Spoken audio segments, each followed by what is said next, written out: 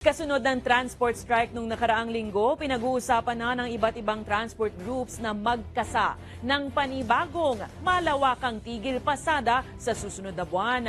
Ayon kay Manibela President Mar Valbuena, nais nang sumali ng FEDRODAP, Pasang Mazda at iba pang malaking transport group sa pagkilos. Ito'y para pa rin kondenahin ang nalalapit na deadline ng consolidation para sa hanay ng traditional jeepney sa December 31.